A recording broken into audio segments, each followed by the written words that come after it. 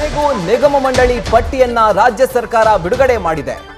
ಪಟ್ಟಿಯಲ್ಲಿ ಯಾರ್ಯಾರ ಹೆಸರಿತ್ತೋ ಅದರಲ್ಲಿ 32 ಶಾಸಕರಿಗೆ ನಿಗಮ ಮಂಡಳಿ ಹಂಚಿಕೆ ಮಾಡಿ ಈ ಒಂದು ಆದೇಶವನ್ನ ಸರ್ಕಾರ ಹೊರಡಿಸಿರೋದು. ರಾಜ್ಯ ಸರ್ಕಾರದಿಂದ ಒಂದು ಮಹತ್ವದ ಆದೇಶ. ಈ ಒಂದು ಆದೇಶದಲ್ಲಿ ಶಿವಲಿಂಗೇಗೌಡರಿಗೆ, ಅಭಯ ಪ್ರಸಾದ್ಗೆ, ವಿನಯ್ ಕುಲಕರ್ಣಿಗೂ ಕೂಡ ಸ್ಥಾನವನ್ನ ಕೊಡಲಾಗಿದೆ. ಒಟ್ಟು 32 ಶಾಸಕರಿಗೆ ನಿಗಮ ಮಂಡಳಿ ಸ್ಥಾನವನ್ನ ಹಂಚಿಕೆ ಮಾಡಲಾಗಿದೆ. ತುಂಬಾ ಕುತೂಹಲ ಮೂಡಿಸಿದಂತಹ ಪಟ್ಟಿ ಇದು. ಯಾರಿಗೆ ಯಾವ ಒಂದು ನಿಗಮ ಮಂಡಳಿ ಸಿಗಬಹುದು ಅಂತ ಒಂದು ಕುತೂಹಲ ಮೂಡಿಸಿರುವಂತಹ ಒಂದು ಸಂದರ್ಭದಲ್ಲಿ 32 ಶಾಸಕರಿಗೆ ನಿಗಮ ಮಂಡಳಿಯನ್ನ ಹಂಚಿಕೆ ಮಾಡಿ ರಾಜ್ಯ ಸರ್ಕಾರ ಮಹತ್ವದ ಆದೇಶವನ್ನ ಹೊರಡಿಸಿದೆ. 32 ಕಾಂಗ್ರೆಸ್ ಶಾಸಕರಿಗೆ ಒಂದು ಪಟ್ಟಿಯಲ್ಲಿ ಜಾಗ ಕೊಟ್ಟು ಅವರಿಗೆ ನಿಗಮ ಮಂಡಳಿ ಸ್ಥಾನವನ್ನ ಹಂಚಿಕೆ ಮಾಡಿ ರಾಜ್ಯ ಸರ್ಕಾರ ಈ ಒಂದು ಆದೇಶವನ್ನ ಹೊರಡಿಸಿದೆ. ನೋಡ್ತಾ ಹೋದ್ರೆ ಬೆಂಗಳೂರಿನ ಶಾಂತಿನಗರ ಶಾಸಕರಾಗಿರುವಂತಹ ಎನ್.ಎ. ಹ್ಯಾರಿಸ್ ಅವರು ಬಿಡಿಎ ಬೆಂಗಳೂರು ಅಭಿವೃದ್ಧಿ ನಿಗಮದ ಅಧ್ಯಕ್ಷರಾಗಿದ್ದರೆ, ಜಿ.ಟಿ. ಪಾಟೀಲ್ ಹಟ್ಟಿ ಚಿನ್ನದ ಗಣಿಯ ಅಧ್ಯಕ್ಷರಾಗಿದ್ದಾರೆ.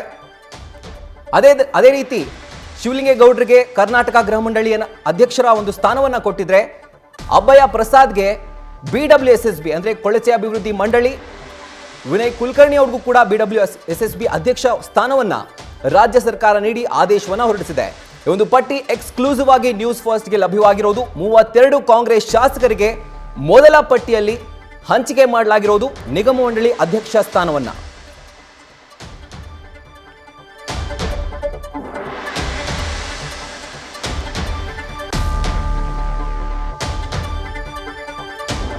ತೀವ್ರ ಕುತೂಹಲ ಮೂಡಿಸಿದಂತಹ ಒಂದು ಪಟ್ಟಿ ಇದು. ಯಾರಿಗೆ ಯಾವ ಸ್ಥಾನ, ಯಾಕಂದ್ರೆ ಹೆಸರಾಗ್ಲೇ ಬಿಟ್ಟಿದ್ರು, ಅಂದ್ರೆ ರಿಲೀಸ್ ಮಾಡಿದ್ರು, ಆದ್ರೆ ಯಾರಿಗೆ ಯಾವ ಒಂದು ಮಂಡಳಿ ಅಥವಾ ನಿಗಮ ಸಿಗುತ್ತೆ ಅಂತ ಒಂದು ಕುತೂಹಲ ಇತ್ತು, ಅವರಲ್ಲೂ ಕೂಡ ಇತ್ತು. ಆದ್ರೆ ಈಗ ರಾಜ್ಯ ಸರ್ಕಾರ 32 ಕಾಂಗ್ರೆಸ್ ಶಾಸಕರಿಗೆ ನಿಗಮ ಮಂಡಳಿ ಅಧ್ಯಕ್ಷ ಸ್ಥಾನವನ್ನ ಕೊಟ್ಟು ಆ ಒಂದು ಪಟ್ಟಿಯನ್ನ ಬಿಡುಗಡೆ ಮಾಡಿದೆ. ಸ್ಕ್ರೀನ್ ಗಮನಿಸ್ತಾ ಇದ್ರೆ ಯಾವ ಶಾಸಕರಿಗೆ ಯಾವ ಅಧ್ಯಕ್ಷ ಅಥವಾ ನಿಗಮ ಮಂಡಳಿ ಚೇರ್ಮನ್ ಸ್ಥಾನ ಸಿಕ್ಕಿದೆ ಅಂತ ನೀವು ನೋಡ್ತಿರಬಹುದು. ಇದ್ರ ಬಗ್ಗೆ ಹೆಚ್ಚಿನ ಡೀಟೇಲ್ಸ್ ಕೊಡೋದಕ್ಕೆ ನಮ್ಮ ಪ್ರತಿನಿಧಿ ಹರೀಶ್ ಈಗ ಫೋನ್ ಇನ್ ಸಂಪರ್ಕದಲ್ಲಿದ್ದಾರೆ. ಹರೀಶ್, ಅಂತೂ ಇಂತೂ ಅಳೆದು ತೂಗಿ 32 ಕಾಂಗ್ರೆಸ್ ಶಾಸಕರಿಗೆ ಪಟ್ಟಿಯನ್ನ ಬಿಡುಗಡೆ ಮಾಡಿದೆ ರಾಜ್ಯ ಸರ್ಕಾರ. ಇನ್ನು ಮಿಕ್ಕಂತಹ ಕಾರ್ಯಕರ್ತರಿಗೆ ಏನು ಒಂದು ಜಾಗ ಕೊಟ್ಟಿದ್ರು ಆ ಒಂದು ಮೊದಲ ಪಟ್ಟಿಯಲ್ಲಿ, ಅವರ ಕತೆ ಏನು? ರಾಹುಲ್, ಬಹಳ ಮುಖ್ಯವಾಗಿ ಕೊನೆಗೂ ಕೂಡ ನಿಗಮ ಮಂಡಳಿಗೆ ಹಂಚಿಕೆ ಮಾಡಿ ಈಗ ಆದೇಶವನ್ನು ಹೊರಡಿಸಿರುವಂತದ್ದು. ಹಲವು ತಿಂಗಳಿಂದಲೂ ಕೂಡ ನಿಗಮ ಮಂಡಳಿಗೆ ಹಂಚಿಕೆಗೆ ಸಂಬಂಧಪಟ್ಟಂಗೆ ಸಾಕಷ್ಟು ಕೂಡ ಕಾಂಗ್ರೆಸ್ನಲ್ಲಿ ತಿಕ್ಕಾಟಗಳು ಕೇಳಿ ಬರ್ತಾ ಇತ್ತು. ಅಂದ್ರೆ ಶಾಸಕರಿಗೆ ಕೊಡಬೇಕು ಅಥವಾ ಕಾರ್ಯಕರ್ತರಿಗೆ ಕೊಡಬೇಕು, ಶಾಸಕರು ಕಾರ್ಯಕರ್ತರಿಗೆ ಇಬ್ಬರಿಗೂ ಹಂಚಿಕೆ ಮಾಡಬೇಕು ಅನ್ನೋ ನಿಟ್ಟಿನಲ್ಲಿ ಸಾಕಷ್ಟು ಚರ್ಚೆಗಳು ನಡೀತಾ ಇತ್ತು. ಅಂತಿಮವಾಗಿ ಮೊದಲ ಹಂತದಲ್ಲಿ 32 ಜನ ಶಾಸಕರಿಗೆ ನಿಗಮ ಮಂಡಳಿ ಹಂಚಿಕೆ ಮಾಡಿ ಈಗ ಆದೇಶವನ್ನು ಕೂಡ ಹೊರಡಿಸಿರುವಂತದ್ದು. ಮೊದಲನೇದಾಗಿ ಇಲ್ಲಿ ಮುಖ್ಯವಾಗಿ ನೋಡ್ತಾ ಇರುವಂತದ್ದು 32 ಜನ ಶಾಸಕರಿಗೆ ಮೊದಲ ಹಂತವಾಗಿ ಕೊಟ್ಟಿರುವಂತದ್ದು. ಈ ಮೂಲಕ ಹಲವು ದಿನಗಳಿಂದ ನಡೆದಂತ ಏನ್ ಕಸರತ್ತಿತ್ತು ಆ ಕಸರತ್ತಿಗೆ ತೆರೆ ಬಿದ್ದಿರುವಂತದ್ದು. ಸೊ ಹಂಪನಗೌಡ ಬಾದರ್ಲಿ ಅವರಿಗೆ ಕರ್ನಾಟಕ ರಾಜ್ಯ ಸಣ್ಣ ಕೈಗಾರಿಕೆಗಳ ಅಭಿವೃದ್ಧಿ ನಿಗಮ ಅಂತ ಕೊಟ್ಟಿರುವಂತದ್ದು. ಅಪ್ಪಾಜಿ CS ನಾಡಗೌಡ ಅವರಿಗೆ ಕರ್ನಾಟಕ ಸೋಪ್ಸ್ ಅಂಡ್ ಡಿಟರ್ಜೆಂಟ್ ನಿಗಮ ಕೊಟ್ಟಿರುವಂತದ್ದು. ಮತ್ತೆ ಭರಮಗೌಡ ಅಲಗೌಡ ಕಾಗೆ ಅವರಿಗೆ ಹುಬ್ಬಳ್ಳಿ ಸಾರಿಗೆ ನಿಗಮವನ್ನ ಕೂಡ ಹಂಚಿಕೆ ಮಾಡಿರುವಂತದ್ದು.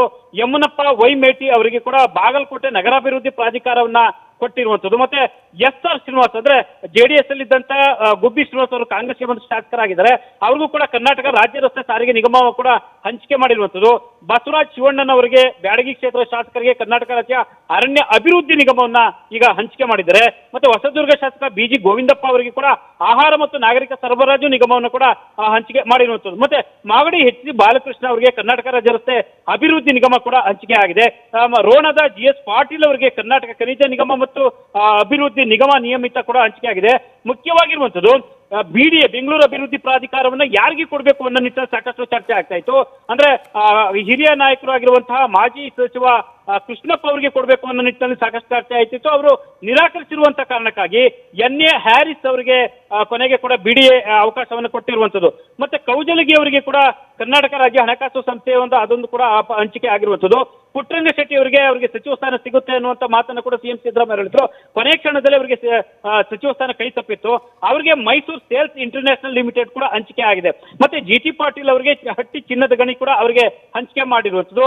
ರಾಜ ವೆಂಕಟಪ್ಪ ನಾಯಕ್ ಅವರಿಗೆ ಕರ್ನಾಟಕ ರಾಜ್ಯ ಉಗ್ರಾಣ ನಿಗಮವನ್ನು ಕೂಡ ಅವರಿಗೆ ಈಗ ಹಂಚಿಕೆ ಆಗಿದೆ.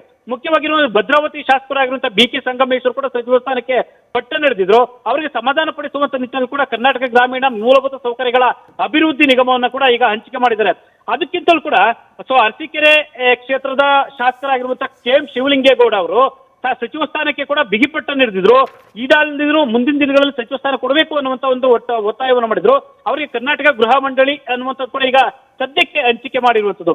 ಮತ್ತೆ ಉಳಿದಂತೆ ಅಬ್ಬಯ್ಯ ಪ್ರಸಾದ್ ಅವರಿಗೆ ಕರ್ನಾಟಕ ಕೊಳಚೆ ಅಭಿವೃದ್ಧಿ ಮಂಡಳಿಗೆ ಹಂಚಿಕೆ ಆಗಿದೆ. ಮತ್ತೆ ಬೇಳೂರು ಗೋಪಾಲಕೃಷ್ಣ ಅವರು ಕೂಡ, ಯಾಕಂದ್ರೆ ಇತ್ತೀಚೆಗೆ ಸಚಿವ ಮಧು ಬಂಗಾರಪ್ಪ ವಿರುದ್ಧ ಸಾಕಷ್ಟು ಆರೋಪವನ್ನು ಮಾಡ್ತಾ ಇದ್ರು, ಅವ್ರನ್ನ ಸಮಾಧಾನ ಪಡಿಸುವಂತ ನಿಟ್ಟಿನಲ್ಲಿ ಕೂಡ ಕರ್ನಾಟಕ ರಾಜ್ಯ ಅರಣ್ಯ ಕೈಗಾರಿಕೆ ನಿಗಮ ನಿಯಮಿತ ಅದನ್ನ ಹಂಚಿಕೆ ಮಾಡಿದ್ದಾರೆ.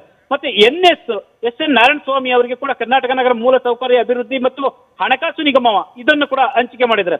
ಮತ್ತೆ ಮಳವಳ್ಳಿ ಶಾಸಕರಾಗಿರುವಂತಹ PN ನರೇಂದ್ರ ಸ್ವಾಮಿ ಅವರು ಕೂಡ ಸಚಿವ ಸ್ಥಾನಕ್ಕೆ ಸಾಕಷ್ಟು ಪೈಪೋಟಿಯನ್ನು ಕೊಟ್ಟಿದ್ರು. ಸೊ ನಾನು ಕೊಡ್ಲೇಬೇಕು ಸಚಿವರ ಸ್ಥಾನ ಅಂತ ಪೈಪೋಟಿ ಪಟ್ಟನ್ನು ಹಿಡಿದಿದ್ರು. ಅವರಿಗೆ ಸದ್ಯಕ್ಕೆ ಸಮಾಧಾನ ಪಡಿಸುವಂತ ನಿಟ್ಟಿನಲ್ಲಿ ಕೂಡ ಕರ್ನಾಟಕ ರಾಜ್ಯ ಮಾಲಿನ್ಯ ನಿಯಂತ್ರಣ ಮಂಡಳಿಯನ್ನ ಕೂಡ ಹಂಚಿಕೆ ಮಾಡಿರುವಂಥದ್ದು. ಮತ್ತೆ ಚಳ್ಳಕೆರೆ ಶಾಸಕ ಟಿ ರಘುಮೂರ್ತಿ ಅವರಿಗೆ ಕರ್ನಾಟಕ ರಾಜ್ಯ ಕೈಗಾರಿಕೆಗಳ ಮಂಡಳಿಯನ್ನ ನೀಡಲಾಗಿದೆ. AB ರಮೇಶ್ ಬಂಡಿಸಿದ್ದೇಗೌಡ ಅವರಿಗೆ ಚಾಮುಂಡೇಶ್ವರಿ ವಿದ್ಯುತ್ ಸರಬರಾಜು ನಿಗಮವನ್ನು ಕೂಡ ಹಂಚಿಕೆ ಮಾಡಿರುವಂಥದ್ದು. ಮತ್ತೆ ಆನೇಕಲ್ ಶಾಸಕ B ಶಿವಣ್ಣ ಅವರಿಗೆ ಬೆಂಗಳೂರು ಮಹಾನಗರ ಸಾರಿಗೆ ಸಂಸ್ಥೆಯ ಒಂದು ಹಂಚಿಕೆಯನ್ನ ಮಾಡಿರುವಂಥದ್ದು. ಬಾಗೇಪಲ್ಲಿ ಶಾಸಕ SN ಸುಬ್ಬಾರೆಡ್ಡಿ ಅವರಿಗೆ ಕರ್ನಾಟಕ ರಾಜ್ಯ ಬೀಜ ನಿಗಮ ನಿಯಮಿತವನ್ನು ಕೂಡ ಹಂಚಿಕೆ ಆಗಿದೆ. ವಿನಯ್ ಕುಲಕರ್ಣಿ ಅವರಿಗೆ, ಯಾಕಂತಂದ್ರೆ ಅವರು ಕೂಡ ಸಾಕಷ್ಟು ಕೂಡ ಒಂದು ಸಚಿವ ಸ್ಥಾನ ಸಿಗಬೇಕು ಅನ್ನುವಂಥ ನಿಟ್ಟಿನಲ್ಲಿ ಫೈಟ್ ಅನ್ನ ಮಾಡಿದ್ರು. ಅವರಿಗೆ ಕೊನೆಗೆ ಕರ್ನಾಟಕ ನಗರ ನೀರು ಸರಬರಾಜು ಮತ್ತು ಒಳಚರಂಡಿ ಮಂಡಳಿಯನ್ನ ಕೂಡ ಕೊಟ್ಟಿರುವಂಥದ್ದು. ಉಳಿದಂತೆ ಅನಿಲ್ ಚಿಕ್ಕಮಾದು ಅವರಿಗೆ ಜಂಗಲ್ ಮತ್ತೆ ಲಾಡ್ಜಸ್ ಅನ್ನುವಂಥದ್ದು ಕೂಡ ಅವರಿಗೆ ನಿಗಮ ಮಂಡಳಿ ಹಂಚಿಕೆ ಆಗಿದೆ. ಬಸನಗೌಡ ದದ್ದಲ್ ಅವರಿಗೆ ಕರ್ನಾಟಕ ಪರಿಶಿಷ್ಟ ಪಂಗಡಗಳ ಅಭಿವೃದ್ಧಿ ನಿಗಮವನ್ನು ಕೂಡ ಕೊಟ್ಟಿರುವಂಥದ್ದು. ಖನಿಜ ಫಾತಿಮಾ ಅವರಿಗೆ ಕರ್ನಾಟಕ ರೇಷ್ಮೆ ಉದ್ಯಮಗಳ ನಿಗಮ ನಿಯಮಿತವನ್ನು ಕೂಡ ಕೊಟ್ಟಿರುವಂಥದ್ದು. ವಿಜಯಾನಂದ ಕಾಶಪ್ಪನವರಿಗೆ ಕರ್ನಾಟಕ ಕ್ರೀಡಾ ಪ್ರಾಧಿಕಾರವನ್ನು ಹಂಚಿಕೆ ಮಾಡಿದ್ರೆ, ಶ್ರೀನಿವಾಸ್ ಮಾನೆ ಅವರಿಗೆ ಕೂಡ ಅವರಿಗೆ ಈಗ ಉಪಮುಖ್ಯಮಂತ್ರಿಗಳ ರಾಜಕೀಯ ಸಲಹೆಗಾರರಾಗಿ ಈಗ ನೇಮಕ ಮಾಡಿರುವಂಥದ್ದು. ಯಾಕಂದ್ರೆ DK ಶಿವಕುಮಾರ್ ಅವರು ಕೂಡ ಇದಕ್ಕೆ ಪಟ್ಟನ್ನು ಹಿಡಿದಿರೋ, ಇಬ್ಬರನ್ನ ನನಗೆ ಸಲಹೆಗಾರರನ್ನು ಕೊಡಬೇಕು ಅನ್ನುವಂತ ಪಟ್ಟನ್ನು ಹಿಡಿದಿರೋ. ಅಂತಿಮವಾಗಿ ಕೂಡ ಶ್ರೀನಿವಾಸ್ ಮಾನೆ ಅವರಿಗೆ ಈಗ ಕೊಟ್ಟಿರುವಂಥದ್ದು. ಮತ್ತೆ TD ರಾಜೇಗೌಡ ಅವರಿಗೆ ಕರ್ನಾಟಕ ನವೀಕರಿಸಬಹುದಾದ ಇಂಧನ ಅಭಿವೃದ್ಧಿ ನಿಗಮ ನಿಯಮಿತವನ್ನ ಕೊಟ್ಟಿರುವಂಥದ್ದು. ಮತ್ತೆ KGF ಶಾಸಕಿ ಅಂದ್ರೆ ಸಚಿವ ಮುನಿಯಪ್ಪ ಅವರ ಪುತ್ರಿಯಾಗಿರುವಂತಹ ರೂಪಕಲಾ ಶಶಿಧರ್ ಅವರಿಗೆ ಕರ್ನಾಟಕ ಕರಕುಶಲ ಕೈಗಾರಿಕಾ ಅಭಿವೃದ್ಧಿ ನಿಗಮ ನಿಯಮಿತ ಹಂಚಿಕೆ ಮಾಡಿ ಈಗ ಆದೇಶವನ್ನು ಹೊರಡಿಸಿರುವಂಥದ್ದು. ಮೊದಲ ಹಂತವಾಗಿ ಶಾಸಕರಿಗೆ ಕೂಡ ಈಗ ಹಂಚಿಕೆ ಮಾಡಿರುವಂಥದ್ದು. ಯಾಕಂದ್ರೆ CM ಸಿದ್ದರಾಮಯ್ಯ ಅವರು ಹಲವು ಬಾರಿ ಹೇಳ್ತಾ ಇದ್ರು, ಸೊ ಮೊದಲು ಶಾಸಕರಿಗೆ ಹಂಚಿಕೆ ಮಾಡಬೇಕು. ಶಾಸಕ ಈಗ ಲೋಕಸಭಾ ಚುನಾವಣೆ ಎದುರಾಗಿದೆ, ಈ ಹಿನ್ನೆಲೆಯಲ್ಲಿ ಶಾಸಕರನ್ನ ಪರಿಗಣಿಸಬೇಕಾಗತ್ತೆ. ಸೊ ಒಂದು ವೇಳೆ ಅವರಿಗೆ ಕೊಡದಿದ್ದೇ ಇದ್ದಲ್ಲಿ ಲೋಕಸಭಾ ಚುನಾವಣೆಗೆ ವ್ಯತಿರಿಕ್ತ ಪರಿಣಾಮ ಬೀರುತ್ತೆ ಅನ್ನುವಂತ ಮಾತನ್ನ ಪದೇ ಪದೇ ಹೈಕಮಾಂಡ್ ಮಟ್ಟದಲ್ಲಿ ಪ್ರಸ್ತಾಪ ಮಾಡ್ತಿದ್ರು. ಈ ಮೂಲಕ ಸಿದ್ದರಾಮಯ್ಯ ಅವರ ಕೈ ಮೇಲಾದಂತೆ ಸ್ಪಷ್ಟವಾಗಿ ಇದು ಕಾಣಿಸ್ತಾ ಇದೆ. DCM DK ಶಿವಕುಮಾರ್ ಅವರು ಕಾರ್ಯಕರ್ತರಿಗೂ ಕೊಡಬೇಕು ಮೊದಲ ಹಂತವಾಗಿ ಅನ್ನುವಂತ ಪಟ್ಟನ್ನು ಹಿಡಿದಿರು. ಆದ್ರೆ ಈಗ ಪಟ್ಟಿ ಬಿಡುಗಡೆ ಆಗಿರುವುದು ನೋಡಿದ್ರೆ ಸೊ ಶಾಸಕರಿಗೆ ಮಾತ್ರ ಬಿಡುಗಡೆ ಆಗಿರುವಂತ ಹಿನ್ನೆಲೆಯಲ್ಲಿ CM ಸಿದ್ದರಾಮಯ್ಯ ಅವರ ಕೈ ಮೇಲಾದಂತೆ ಕಾಣಿಸುತ್ತಿದೆ. ರಾಹುಲ್, ಎಸ್ ಹರೀಶ್, ನೀವು ಮೆನ್ಷನ್ ಮಾಡಿದ್ರಿ ಲೋಕಸಭಾ ಚುನಾವಣೆಯನ್ನ ಗಮನದಲ್ಲಿ ಇಟ್ಕೊಂಡು ಈ ಒಂದು ಹಂಚಿಕೆಯನ್ನ ಮಾಡಲಾಗಿದೆ ಅಂತ. ಆದ್ರೆ ಈ ಒಂದು ಪಟ್ಟಿಯಲ್ಲಿ ಸಮಾಧಾನಿತರು ಅಸಮಾಧಾನಿತರು ಅಂತ ಒಂದು ಇದ್ದೇ ಇರುತ್ತೆ. ಎಷ್ಟು ಜನ ಇದರಲ್ಲಿ ತೂಗಿಸ್ಬಹುದು ಅಂತ, ಅಂದ್ರೆ ಎಲ್ರಿಗೂ ಕೂಡ ಇವರು ಏನು ಹಂಚಿಕೆ ಮಾಡಿದ್ದಾರೆ ಅದೆಲ್ಲವೂ ಕೂಡ ಅವರಿಗೆ ಸಮಾಧಾನ ತಂದಿದ್ಯಾ ಹಾಗಿದ್ರೆ? ರಾಹುಲ್, ಈಗಾಗಲೇ ಕೂಡ ಹಲ ಶಾಸಕರು ಕೂಡ ನಮಗೆ ಸಚಿವ ಸ್ಥಾನ ಕೊಡಲೇಬೇಕು ಅನ್ನುವಂತ ಬಿಗಿಪಟ್ಟನ್ನು ಹಿಡಿತಾ ಇದ್ದಾರೆ. ಆದ್ರೆ ಸದ್ಯದ ಮಟ್ಟಿಗೆ ಬೀಸೋದೊಣ್ಣೆಯಿಂದ ಪಾರಾಗಬೇಕು ಅನ್ನುವಂತ ಲೆಕ್ಕಾಚಾರದಲ್ಲಿ ಬಹುಶಃ CM ಮತ್ತೆ DCM ಇಬ್ರು ಕೂಡ ಶಾಸಕರಿಗೆ ಒಂದಷ್ಟು ಸಮಾಧಾನ ಪಡಿಸಬಹುದಾದಂತ ನಿಗಮ ಮಂಡಳಿಯನ್ನು ಕೂಡ ಈಗ ಹಂಚಿಕೆ ಮಾಡಿರುವಂತದ್ದು. ಆದ್ರೆ ಇದು ತಕ್ಷಣವಾಗಿ ಪರಿಹಾರ ಅಂತ ಅವ್ರಿಗೆ ಕಂಡು ಬಂದ್ರು ಕೂಡ, ಆದ್ರೆ ಮುಂದಿನ ದಿನಗಳಲ್ಲಿ ಸಂಪುಟ ಪುನಾರಚನೆ ಸಂದರ್ಭದಲ್ಲಿ ಸಚಿವ ಸ್ಥಾನ ಕೊಡಲೇಬೇಕು ಅನ್ನುವಂತ ಈಗಾಗಲೇ ಒತ್ತಾಯವನ್ನ ಈಗ ಮಾಡಿದ್ದಾರೆ. ಸೊ ಶಿವಲಿಂಗೇಗೌಡ ಅವರು ಈಗಾಗಲೇ ಈ ಹಿಂದೆ ಹೇಳಿದ್ದಾರೆ, ನನಗೆ ಸಚಿವ ಸ್ಥಾನ ಸಿಕ್ಕೇ ಸಿಗುತ್ತೆ ಅನ್ನುವಂತ ಭರವಸೆ ಇದೆ, ನಿಗಮ ಮಂಡಳಿಗಿಂತಲೂ ಕೂಡ ನನಗೆ ಸಚಿವ ಸ್ಥಾನದ ಮೇಲೆ ಹೆಚ್ಚು ಒಲವಿದೆ ಅನ್ನುವಂತ ಮಾತನ್ನ ಹೇಳಿದ್ರೆ. ಮತ್ತೆ BK ಸಂಗಮೇಶ್ ಅವರು ಕೂಡ ಇದೇ ಮಾತನ್ನ ಪದೇ ಪದೇ ಪುನರುಚ್ಚಾರ ಮಾಡಿದರೆ. GT ಪಾಟೀಲ್ ಸೇರಿದಂತೆ ಹಲವರು ಕೂಡ ಸೊ ನಮಗೆ ಸಚಿವ ಸ್ಥಾನವನ್ನು ಕೊಡಲೇಬೇಕು ಅನ್ನುವಂತ ಮಾತನ್ನ ಹಲವು ಸಂದರ್ಭಗಳಲ್ಲಿ ಹೇಳಿದ್ದಾರೆ. ಆದ್ರೆ ಸದ್ಯದ ಮಟ್ಟಿಗೆ ಲೋಕಸಭಾ ಚುನಾವಣೆ ಹಿನ್ನೆಲೆಯಲ್ಲಿ ಫಲಿತಾಂಶ ಅಂದ್ರೆ, ಯಾಕಂದ್ರೆ 20ಕ್ಕೆ ಹೆಚ್ಚು ಸ್ಥಾನಗಳನ್ನ ಗೆಲ್ಲಬೇಕು ಅನ್ನುವಂತ ಟಾಸ್ಕ್ ಅನ್ನು ಈಗಾಗಲೇ ಹೈಕಮಾಂಡ್ ರಾಜ್ಯ ನಾಯಕರಿಗೆ ಕೊಟ್ಟಿರುವಂತದ್ದು. ಸೊ ಹಾಗಾಗಿ ನೇರ ಕೂಡ ಈಗ ಆರಂಭ ಆಗಿರುವಂತದ್ದು. ಒಂದು ಈ ಹಿನ್ನೆಲೆಯಲ್ಲಿ ಯಾವುದೇ ರೀತಿಯಲ್ಲಿ ಕೂಡ ಫಲಿತಾಂಶದಲ್ಲಿ ಪರಿಣಾಮ ಬೀರಬಾರದು ಅನ್ನುವಂತ ನಿಟ್ಟಿನಲ್ಲಿ ಎಲ್ಲರೂ ಕೂಡ ಸಮಾಧಾನವಾಗಿ ಪಕ್ಷದ ಹಿತಕ್ಕಾಗಿ ಕೂಡ ಹೆಚ್ಚು ಸ್ಥಾನ ಗೆಲ್ಲಿಸಲು ಅನುಕೂಲವಾಗುವಂತ ನಿಟ್ಟಿನಲ್ಲಿ ಕೆಲಸ ಮಾಡಬೇಕು ಅನ್ನುವ ಕಾರಣಕ್ಕಾಗಿ ಈಗ ಸದ್ಯಕ್ಕೆ ಶಾಸಕರಿಗೆ ಅವರು ಬಯಸಿದಂತಹ, ಅದು ಕೂಡ ಕೆಲವೊಬ್ಬರಿಗೆ ಅಸಮಾಧಾನ ಇದ್ರೂ ಕೂಡ ಸದ್ಯದ ಮಟ್ಟಿಗೆ ಸಮಾಧಾನ ಪಡಿಸಿ CM ಮತ್ತೆ DCM ಕರೆಸಿಕೊಂಡು ಅವರಿಗೆ ಸಮಾಧಾನ ಪಡಿಸಿ ಅವರಿಗೆ ನಿಗಮ ಮಂಡಳಿಯನ್ನ ಸದ್ಯಕ್ಕೆ ಹಂಚಿಕೆ ಮಾಡಿರುವಂಥದ್ದು. ಮುಂಬರುವ ದಿನಗಳಲ್ಲಿ ಬೇರೆ ರೀತಿಯ ಸ್ಥಾನಮಾನಗಳನ್ನ ಕೊಡ್ತೀವಿ ಅನ್ನುವಂತ ಭರವಸೆಯನ್ನ ನೀಡುವ ಮೂಲಕ ಸದ್ಯಕ್ಕೆ ನಿಗಮ ಮಂಡಳಿ ಹಂಚಿಕೆ ಆಗಿರುವಂಥದ್ದು. ಹಾಗಾಗಿ ಮುಂದಿನ ದಿನಗಳಲ್ಲಿ ಕೂಡ ಅವರು ಸಚಿವ ಸ್ಥಾನಕ್ಕೆ ಪಟ್ಟನ್ನು ಹಿಡಿಯುವಂತ ಎಲ್ಲ ಸಾಧ್ಯತೆ ಇದೆ. ಆದ್ರೆ ಸದ್ಯದ ಮಟ್ಟಿಗೆ ಲೋಕಸಭಾ ಚುನಾವಣೆ ಹಿನ್ನೆಲೆ ಇರುವಂತ ಕಾರಣಕ್ಕಾಗಿ ಸೊ ಮುಖ್ಯವಾಗಿ ಈಗ ಶಾಸಕನ ಸಮಾಧಾನ ಪಡಿಸುವ ಮುಂದುವರೆದ ಭಾಗವಾಗಿ ಈಗ ನಿಗಮ ಮಂಡಳಿ ಹಂಚಿಕೆ ಆಗಿರುವಂಥದ್ದು. ರಾಹುಲ್, ರೈಟ್. ಈಗ ಇನ್ನೊಂದು ವಿಷಯ ಏನು ಅಂತಂದ್ರೆ, ನೀವು ಆಗಲೇ ಮೆನ್ಷನ್ ಮಾಡಿದ್ರಿ, ಸಂಪುಟ ಪುನಾರಚನೆ ಆದಂತಹ ಸಂದರ್ಭದಲ್ಲಿ ಒಂದು ಪಕ್ಷ ಅಂದ್ರೆ ಒಂದು ವೇಳೆ ಆದಂತಹ ಸಂದರ್ಭದಲ್ಲಿ ಈಗ ನಿಗಮ ಮಂಡಳಿಗೆ ನೇಮಕ ಆಗಿರುವಂತಹ ಶಾಸಕರು ಏನಾದರೂ ಬಡ್ತಿಯನ್ನ ಪಡೆದು ಸಚಿವರಾಗುವಂತಹ ಸಾಧ್ಯತೆ ಇದೆಯಾ ಹರೀಶ್? ಖಂಡಿತವಾಗಿ ರಾಹುಲ್, ಈಗಾಗಲೇ ಕೂಡ ಕೆಲವು ಶಾಸಕರು ಕೂಡ ನಿಗಮ ಮಂಡಳಿಯನ್ನ ಒಪ್ಕೊಳ್ಳೋಕೆ ಹಿಂದೇಟು ಹಾಕಿರುವಂತದ್ದು ಸ್ಪಷ್ಟವಾಗಿ ಇಟ್ಕೊಂಡಿದೆ. ಯಾಕಂತಂದ್ರೆ ಹಲವರು ಕೂಡ ಹಿರಿಯ ಶಾಸಕರಾದಂತವ್ರು ನಮಗೆ ಯಾವುದೇ ಕಾರಣಕ್ಕೂ ನಮಗೆ ನಿಗಮ ಮಂಡಳಿ ಸ್ಥಾನಮಾನ ಬೇಡ ಅನ್ನುವಂತ ಮಾತನ್ನ ಈಗ ಸ್ಪಷ್ಟವಾಗಿ ನಿರಾಕರಿಸಿರುವಂತದ್ದು. ಹಾಗಾಗಿ ಮುಂಬರುವ ದಿನಗಳಲ್ಲಿ ಏನು ಸಂಪುಟ ಪುನಾರಚನೆ ಸಂದರ್ಭದಲ್ಲಿ ಸಚಿವ ಸ್ಥಾನಕ್ಕೆ ಸಹಜವಾಗಿ ಬೇಡಿಕೆಯನ್ನ ಇಟ್ಟೇ ಇಡ್ತಾರೆ. ಈಗಾಗಲೇ ಕೂಡ ಇದಕ್ಕೆ ಸಂಬಂಧಪಟ್ಟಂಗೆ ಸಿಎಂ ಡಿಸಿಎಂ ಜೊತೆ ಮಾತುಕತೆಯನ್ನು ನಡೆಸಿದ್ದಾರೆ. ಸದ್ಯದ ಮಟ್ಟಿಗೆ ಇದನ್ನು ಒಪ್ಕೊಂಡ್ರು ಕೂಡ, ನಿಗಮ ಮಂಡಳಿ ಒಪ್ಕೊಂಡ್ರು ಕೂಡ ಸಂಪುಟ ಪುನಾರಚನೆ ಸಂದರ್ಭದಲ್ಲಿ ನಮ್ಗೆ ಸಚಿವ ಸ್ಥಾನ ಕೊಡ್ಲೇಬೇಕು ಅನ್ನುವಂತ ಈಗಾಗಲೇ ಷರತ್ತುಗಳನ್ನು ಕೂಡ ಹಾಕೊಂಡಿದ್ದಾರೆ.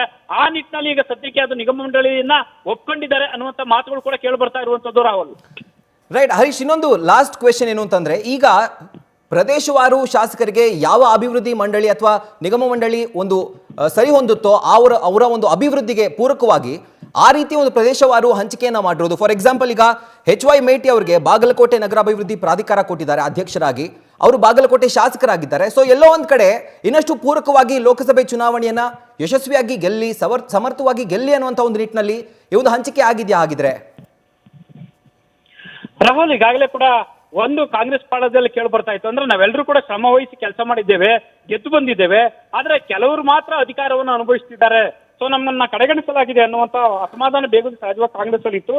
ಆದ್ರೂ ಕೂಡ ಈಗ ಸದ್ಯದ ಮಟ್ಟಿಗೆ ನಿಗಮ ಮಂಡಳಿ ಹಂಚಿಕೆ ಮಾಡಿರುವುದರ ಹಿನ್ನೆಲೆಯಲ್ಲಿ ಎಲ್ಲರೂ ಕೂಡ ಪೂರ್ಣ ಪ್ರಮಾಣದಲ್ಲಿ ಕೆಲಸ ಮಾಡ್ತಾರೆ ಅನ್ನುವುದಕ್ಕಿಂತಲೂ ಸೊ ಒಂದು ಹಂತದಲ್ಲಿ ಕೂಡ ಲೋಕಸಭಾ ಚುನಾವಣೆ ಹಿನ್ನೆಲೆಯಲ್ಲಿ ಒಟ್ಟಾಗಿ ಕೆಲಸ ಮಾಡ್ತಾರೆ ಅನ್ನುವಂತ ಲೆಕ್ಕಾಚಾರದಲ್ಲಿ ಕೂಡ ಈಗ ಹಂಚಿಕೆ ಆಗಿರುವಂತದ್ದು. ಆದ್ರೆ ಸ್ಥಳೀಯ ಮಟ್ಟದಲ್ಲಿ ಅವರವರ ಪ್ರಾದೇಶಿಕತೆಗೆ ಸಂಬಂಧಪಟ್ಟಂಗೆ ಒಂದಷ್ಟು ನಿಗಮ ಮಂಡಳಿ ಏನಿದಾವೆ ಅವನ್ನ ಕೂಡ ಹಂಚಿಕೆ ಮಾಡಿರುವಂತದ್ದು ಕೂಡ ಈಗ ಪಟ್ಟಿಯಲ್ಲಿ ಸ್ಪಷ್ಟವಾಗಿ ಕಾಣಿಸ್ತಾ ಇದೆ.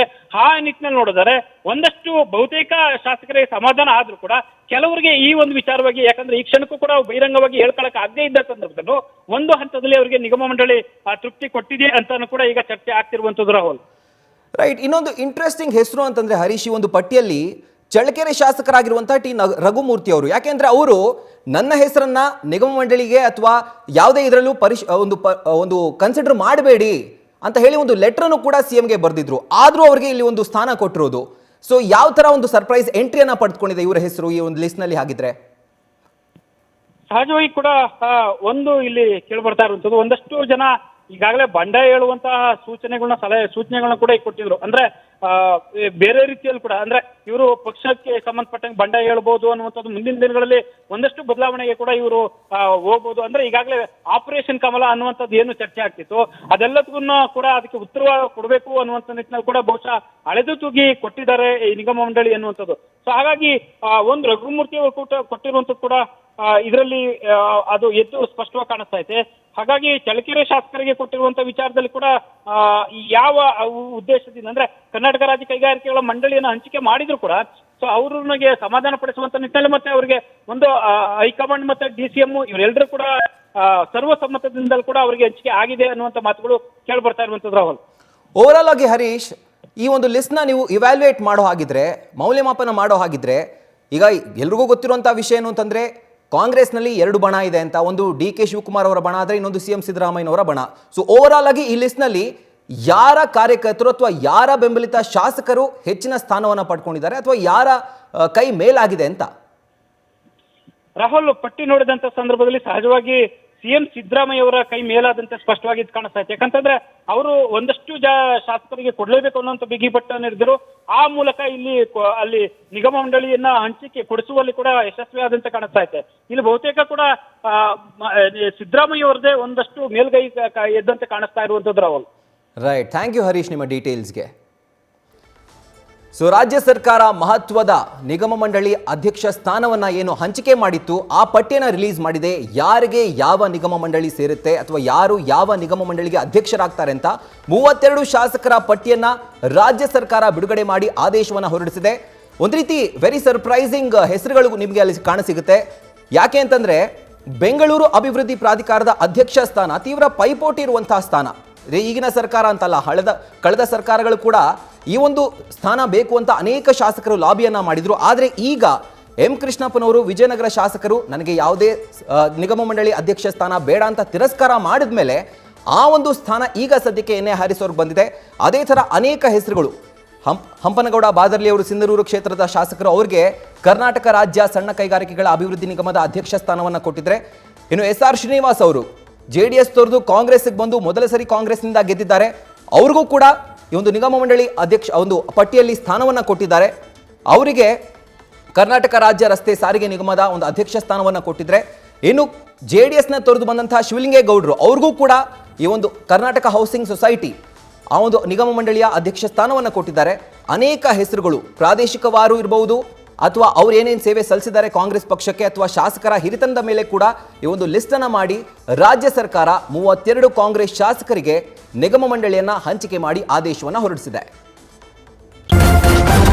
ನ್ಯೂಸ್ ಫಸ್ಟ್ ನಿರ್ಭೀತಿಯಿಂದ ನಿಮ್ಮ ಪರವಾಗಿ.